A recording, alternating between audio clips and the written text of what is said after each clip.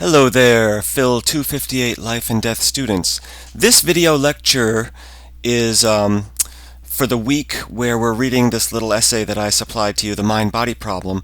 In that essay I discuss Cartesian dualism quite a bit, but since we already considered that last week, I'm going to focus this video and the next one on materialism. This is going to be kind of pro-materialism, and the next one's going to be anti-materialism, arguments against it. These slides will also be available to you, and there is a handout, a document with the highlights, handout 10 on materialism, if you ever want to have someplace with all the big points in one place. So earlier we characterized materialism as the view that a person is just his or her body, and that the mind is the brain, basically.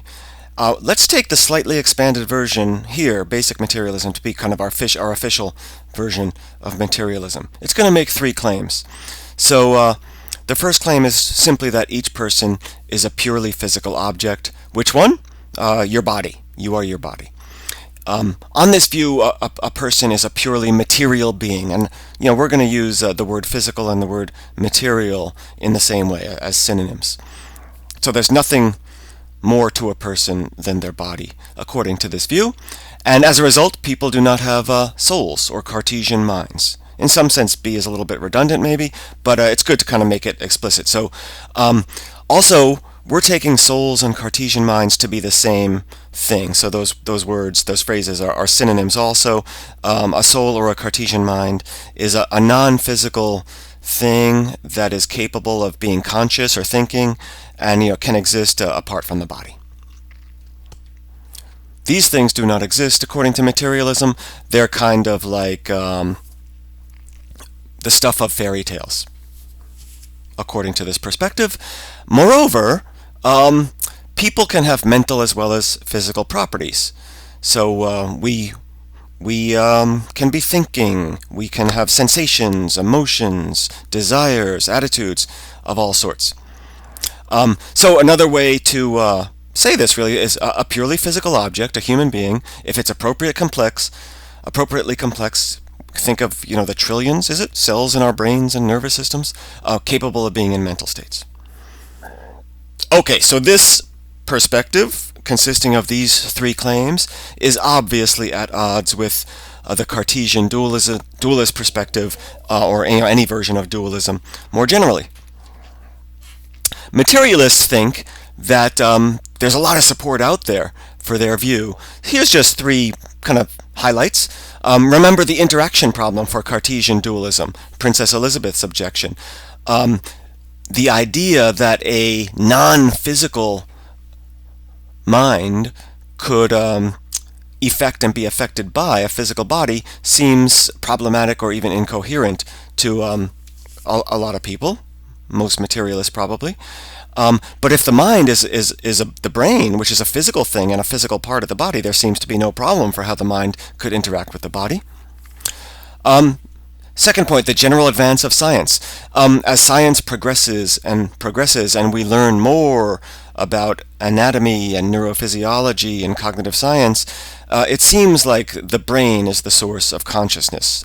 So materialists think that we have no good reason to believe that souls or non-physical minds exist.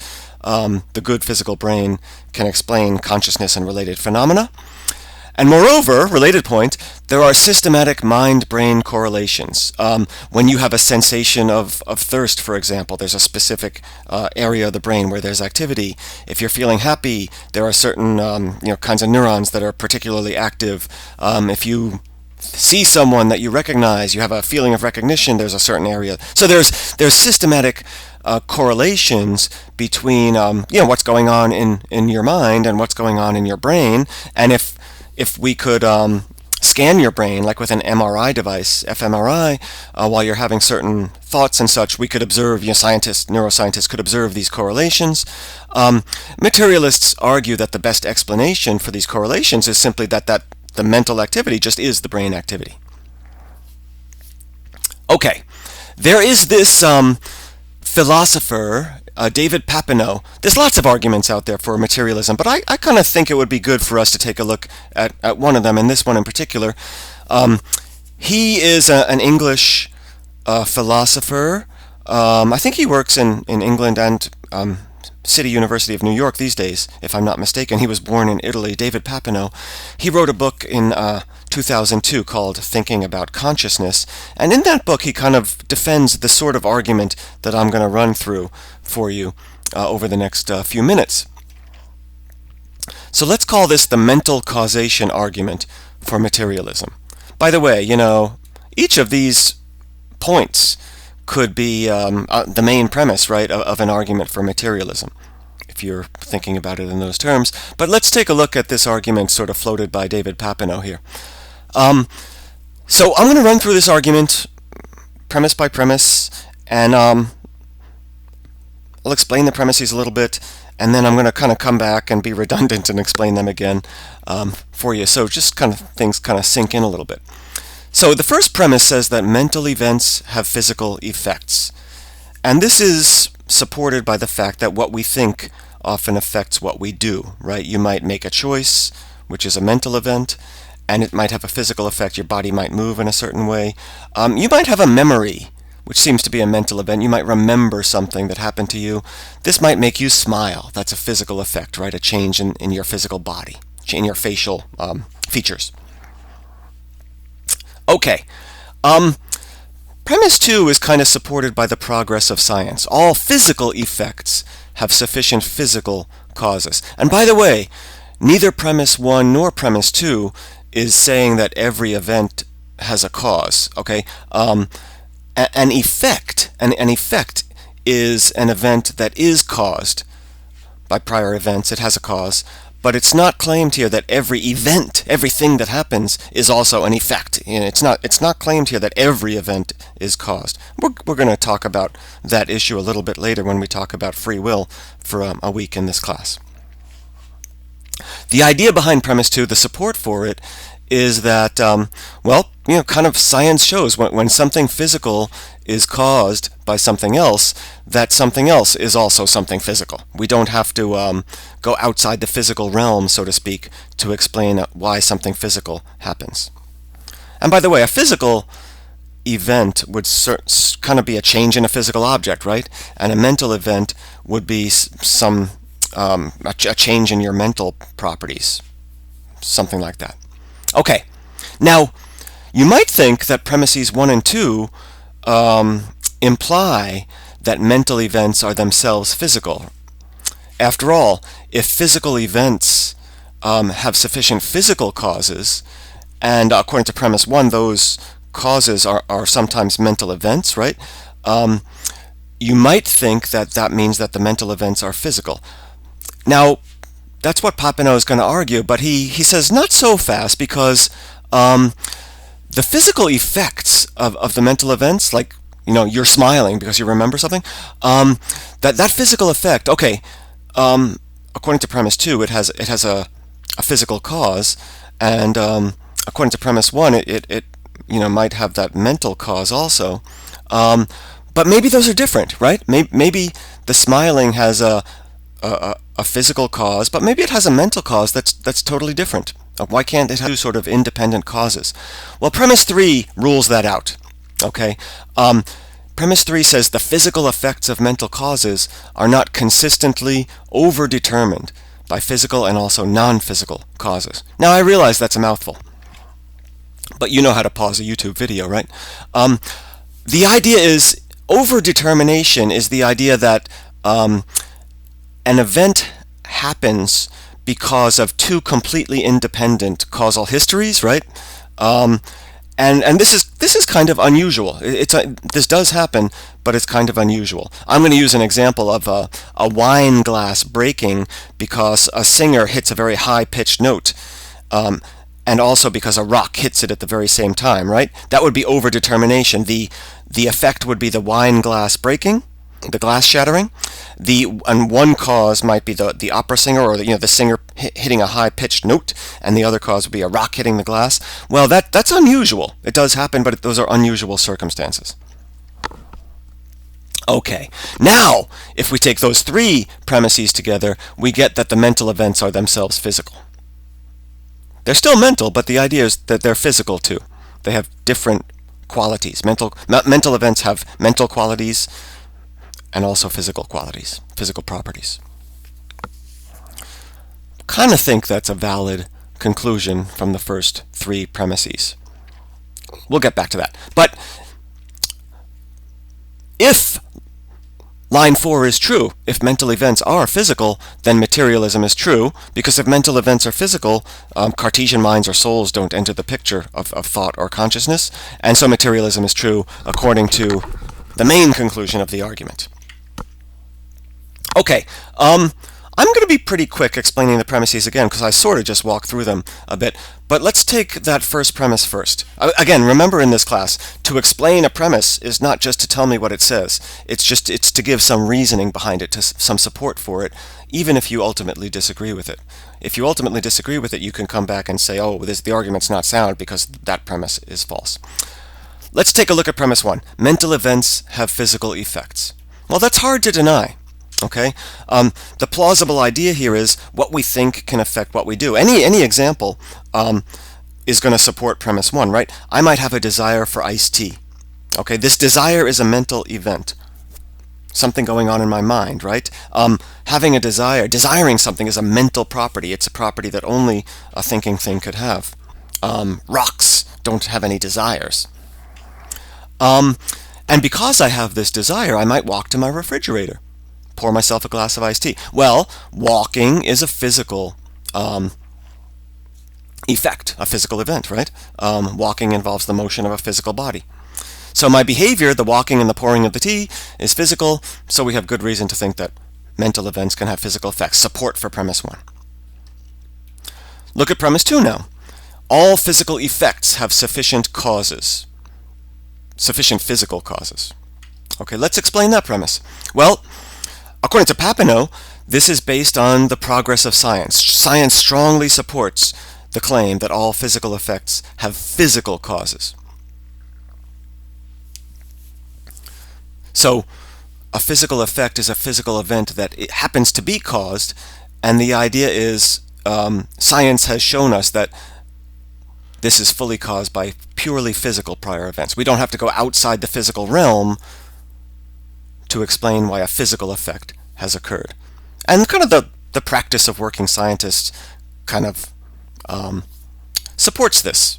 If a bridge collapses, people want to look at the physical structure of the bridge. They don't want to, I don't know, think about ghosts or fairies or anything like that. Okay.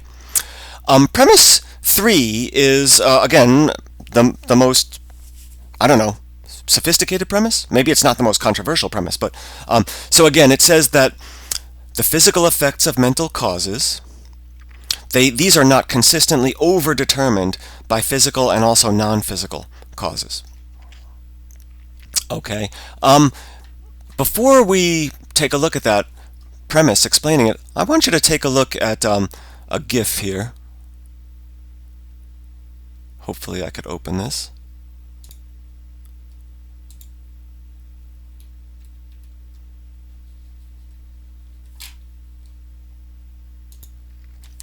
Okay. She seems to be breaking this glass with her voice.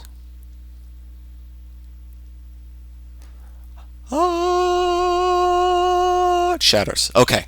So just imagine a slightly different GIF where a little, I don't know, BB, or I'll call it a rock hits the glass at the exact same time that her voice, the pitch of her voice shatters the glass. A rock hits it at the exact same time, and either one of those events would have made the glass shatter in that way, right? We could imagine that. All right. So the idea of overdetermination is when an event is overdetermined. It has two different sufficient causes. So the sound waves and the rock might shatter the glass at once. That's an example of overdetermination. But this seems to be very unusual, right?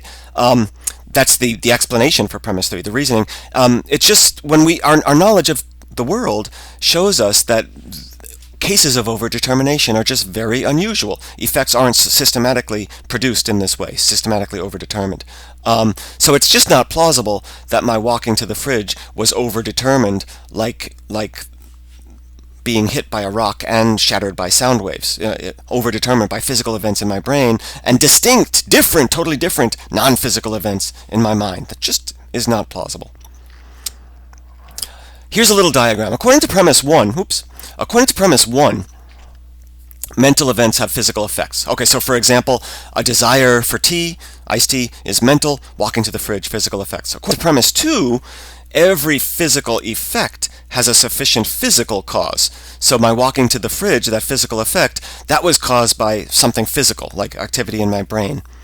This is obviously simplified a little bit. We know from physiology that walking to the fridge was caused by muscles contracting, which were caused by nerves firing, but that was ultimately caused by brain activity, right? So I'll focus on that.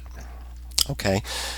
Premise 3 then says that this is not consistently overdetermined. So the idea here is my desire for tea and the brain activity, even though the diagram might have suggested that those are different events, that they're really one and the same event. My desire just is something going on in my brain, a brain process. Hopefully that's kind of clear. Remember Marilyn Monroe? Marilyn Monroe and Norma Jean Baker are the same person. It's just they have two. We could call them call her by two different names. Here the idea is there's one and the same event going on in my brain, but we could call it a desire, or we could call it such and such a pattern of neural activity, neurons firing and stuff like that. That's the idea. The conclusion in line 4 seems to logically follow from the first 3 premises. If anyone wants to talk about this in our chat or discussion forum, that's fine. But it seems like it's a valid argument. 1, 2, 3, therefore 4. So let's go on to premise 5, that if 4 is true, if mental events are physical, then materialism is true. Okay. By the way, premise 5 doesn't say that mental events are physical, and it doesn't say that materialism is true. It's an if-then claim. Okay, some of you still need some work on that. So why think that if mental events are physical, then materialism is true? Well, here's a bit of explanation. If mental events are just physical events, then there's no reason to bring a non-physical thinking thing like a Cartesian mind or soul into the picture. If mental events are just physical events, if mental events are physical events, then they are not soul events, right? So there's no reason to bring a soul into the picture of mind-brain interaction or mind-body interaction. So mental events are just physical events taking place in the brain, so purely physical beings can be conscious, and this is reason to think that materialism is true, right? That's just what basic materialism says. Okay, so that's some support. I'm going to be done here in just a moment. I hope you're going to think about this argument and see if you're a dualist, try to pick a premise that you disagree with and argue against it. Think about whether it's persuasive or not, whether you think it's sound or not. Okay. Materialists think that purely physical beings, like us, can have mental states and properties. But we might ask, what are mental states? What are mental properties? And the last 2-3 minutes here are going to be optional. But wait, just wait. I saw you going to stop the video. Don't. I have a fun joke coming up too. I'll try to keep this quick, just a couple more minutes. But this is going to be optional. We're not really going to do this for credit or anything, or I'm not going to expect you to answer this question. What are mental properties is an interesting question in the philosophy of mind. Descartes' dualism and similar sorts of dualisms were popular, very popular in philosophy, even though materialism has an old history too. But Cartesian dualism was very popular, but it kind of started to fall out of fashion in, over the course of the 1800s and then seriously in the early 1900s. And a popular view was behaviorism early on. This is both a view in psychology but also in philosophy. And in philosophy, the idea was that mental properties are just certain kinds of behaviors. We should really think of the mental in terms of behavior. So, for example, being happy, the property of being happy, according to behaviorism, might just be the property of smiling or something like that. And smiling is a physical property. It's a feature of a face. Now, this might seem crazy to you, and it kind of seems crazy to me, to be honest, which is kind of why behaviorism sort of fell out of fashion. You could be happy without smiling, right? And behaviorists say, well, maybe it's not smiling, maybe it's just kind of being disposed to smile or something like that. But again, there seem to be awful problems for behaviorism. Here's my joke. Two behaviorists were, by the way, this is a mature joke, so sexual content. So two behaviorists, they meet in a bar. They're getting together. They're conversing well. They decide they'll go back to one of their places. This is after social distancing or before social distancing. They decide to have sexual intercourse. They're having sex and going on for a while. When they're done, one of them says, these are two behaviorists, right? One of them says, "Wow, that was great for you. How was it for me?" Great, right? When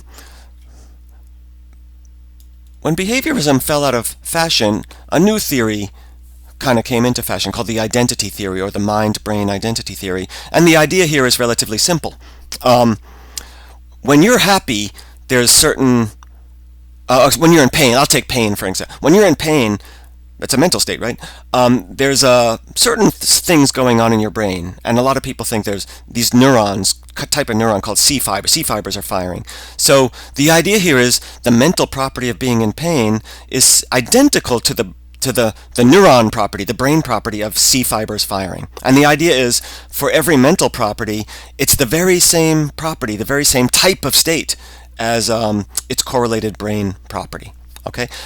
Some people worry about this because maybe two creatures, like a human being and an octopus, maybe they could be in the very same mental state. They could have the very same mental property, but maybe they have such different brains that they can't have the very same brain property. If you think that's a worrisome point, you might be inclined to accept a different version, a different theory of mental states called functionalism. Functionalists believe that mental states are kind of higher order or functional properties. So the property of being in pain might be the higher order property, the functional property of having some lower order property or other that plays a certain functional role. Maybe it's caused by damage to the body and causes behavior that attempts to get rid of it or something like that, if we're thinking about pain. So the human and the octopus could be in the very same functional state. They could have the very same functional property of having some lower order property or other, which is whatever, caused by damage to the body and causes the getting rid of it behavior type of thing. And there's more theories there. There's people who think that this is not such a problem at all, that mental properties they are what they are. It's just that physical things can have them. Okay, in my next video, I'm going to talk about various objections to materialism, sort of the con side, and I'll make these slides available to you as well. It's going to be the same slideshow for both.